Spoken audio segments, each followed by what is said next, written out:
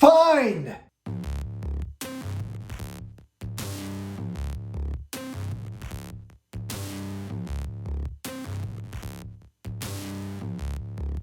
I did not expect that these extended editions would include so much more information and knowledge that was not included in the theatrical cuts of the 3 original films. The Fellowship of the Ring doesn't necessarily, to me, feel any different. I feel like the pacing is pretty much the same. There are a few more things that they add to the Fellowship of the Ring that I do find a little bit interesting, but there's nothing that truly stands out to me as groundbreaking, as it really felt like the same movie. It was a little longer, and they added the necessary scenes or necessary parts of dialogue that allowed us to continue on with this journey. One of the only things that I actually really liked about the Fellowship of the Ring Extended Edition was I liked the fact that we get to see Cate Blanchett's character actually giving the gifts to the Hobbit that will help them along their way in the journey.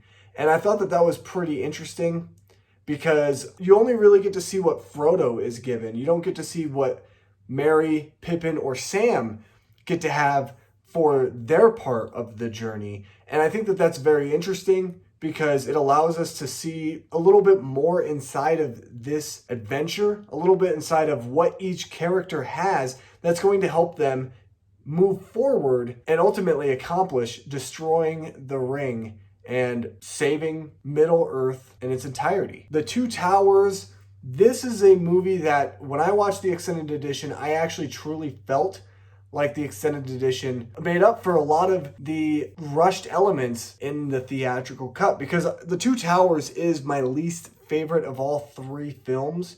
And even with the extended edition, it still is my least favorite, but it doesn't mean that I don't like the movie. I actually really love this movie. And one of the things that I love about the extended edition is they go into Faramir and Boromir's relationship, because I never understood that. When you watch the theatrical cut of The Two Towers, you almost feel like Faramir and Boromir, they were at odds. Boromir was the beloved son who his father was very proud of, and Faramir was jealous of Boromir and the way his father felt about Boromir. But that's not really the case. You actually get to see that Faramir and Boromir were both fed up with the way that their father was ruling and essentially their father's wishes. I think that that is a very interesting thing, because you actually get to see a little bit more beyond the veil of the relationship between these two characters. One, yes, died in Fellowship of the Ring, so it was really nice to see Sean Bean's Boromir make an appearance in The Two Towers. Faramir,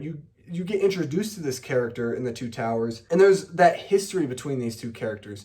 There's that understanding that Faramir, he loves his brother, he looks up to his brother, but he's not jealous of his brother. He understands that his brother is one thing and Faramir is a different thing. He doesn't have to try to live up to the expectations of his brother, even though he does try to live up to the expectations of his father, because he himself is his own individual person. I love that they really flesh out the relationship between these two characters, and you actually get to see a brotherly love that is real and that actually doesn't have that cliche of one is jealous of the other, but that they both had a common understanding for one another and they made the relationship work together. Another thing in The Two Towers that I really admired, and it's something small, but I like the fact that they show a little bit more of how Aragorn, Legolas, and Gimli were able to find Merry and Pippin when they were taken by the orcs. I think that that's a very interesting thing, because I didn't understand how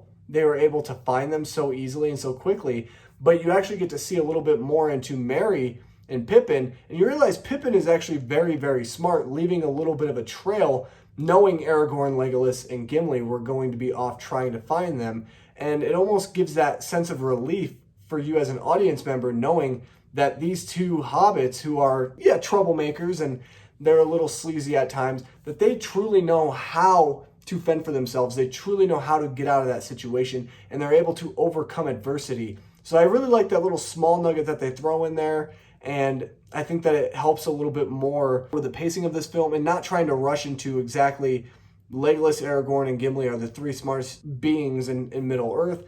And therefore, they were just able to find these two hobbits that were taken by orcs. Return of the King. Extended edition. Woo! I got a lot of things to say about this extended edition. Return of the King is my favorite of all three films. One of my favorite movies of all time. It's such an iconic movie. And wow, am I disappointed. How could you leave out some of these things? It makes zero sense to me why you'd cut this from the theatrical cut. Oh, by the way, Saruman, you remember the wizard? Yeah, Christopher Lee, Count Dooku himself. You remember in Two Towers in the theatrical cut, the tower gets destroyed, and that's it. You don't get to see him die. You just kind of realize that he's dead. Wormtongue.